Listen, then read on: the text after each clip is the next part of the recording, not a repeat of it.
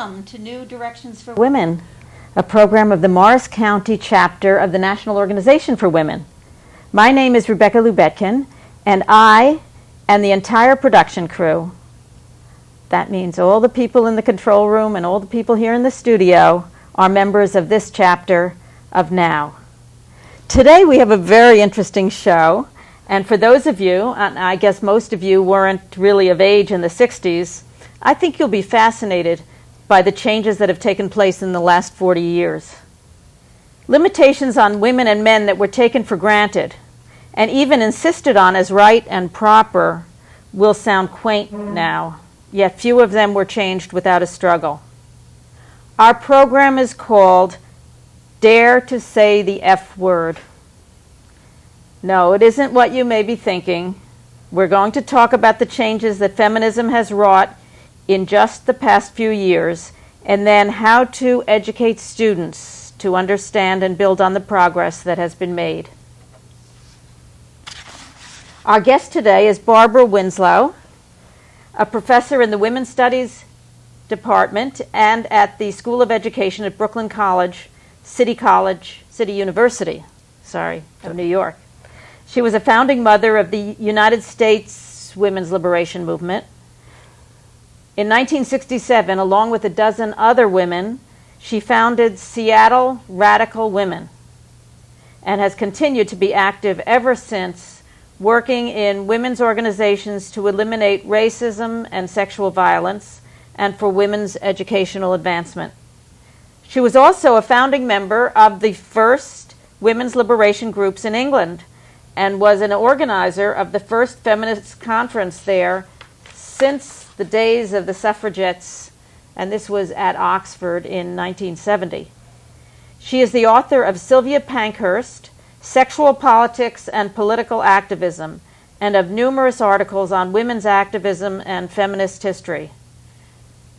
Barbara Winslow has just completed a book, along with two others, called Cleo in the Classroom, Teaching U.S. Women's History, and is working on a book about the women's liberation movement in Seattle, Washington. And welcome. So nice to be here. We're glad to have you with us. And I'd like to start by asking you a little bit about yourself, because I noticed that you embraced women's liberation ideas very early, and it made me wonder if there were experiences or incidents in your background that led you to embrace something that others were strongly resisting in the late 60s. I think one of the things that led me to feminism was I always was a mess of contradictions as a young kid. I hated the community in which I lived. I remember in 1954 I was in a debate on the death penalty, and I was the only kid in my class against capital punishment. And I always was, I wouldn't say I was an iconoclast, but I always was sort of bucking against the stream. And I never thought of it in gendered terms until 1963. And that's when Betty Friedan published The Feminine Mystique. And I remember there was this huge furor around this book. Right. And I read it. And this book was about my mother, because I lived in a suburb, and my mother, who was a terrific amateur golfer with a very low handicap and a civic activist. She even been the acting mayor of my town. But she was very frustrated because she really wanted a professional career in politics. So I read this book and I said, this is about my mother. And it got me to thinking. When I went away to college, I went to Antioch College, and they started this new program where you would design your own course. And I don't know why I did it, but I decided to do a course on the American woman. And radical and progressive as Antioch was, its consciousness on women wasn't so great, like every other place. Were you to teach the course? No. As a student, you designed your own course. You got your own books to read. It would be like an independent study. Exactly, but you did it all. So I just went to the library and read every book on women and wrote a long, I'm sure, totally incoherent essay. But something was clicking inside. I'm not exactly sure. But everything did begin to click when I went to graduate school at the University of Washington. And there are two really pivotal incidents. I had just gotten married, And my husband discovered a lump on my breast, and we went to the local hospital, and I met with the doctor, and he told me what they were going to do. I was going to have a biopsy, and he said if the biopsy proved to be malignant, they would immediately take out basically my whole right side. And at that moment in time, I was raised, you don't challenge doctors. It made sense, you know. And you were so young. I was 21. Nobody thinks of getting anything like that at absolutely. that age. And so I said, okay, that's what we have to do. And then the doctor handed the papers to my husband. And we both said, what? And the doctor said, and these were his exact words, I've never forgotten it, because women are too emotionally and irrationally attached to their breasts, they can't sign for the operation.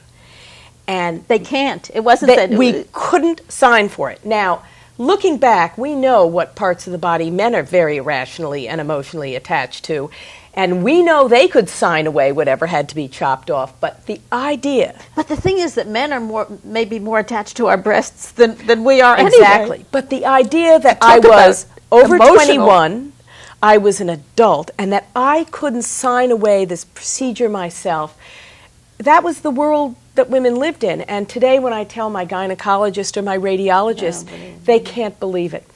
And in the same month, it was benign, by the way, in the same month, I had decided to apply for a National Defense Education Grant.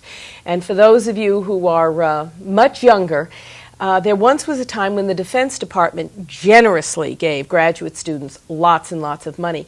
My husband at the time had an enormous grant. He was studying Russian history.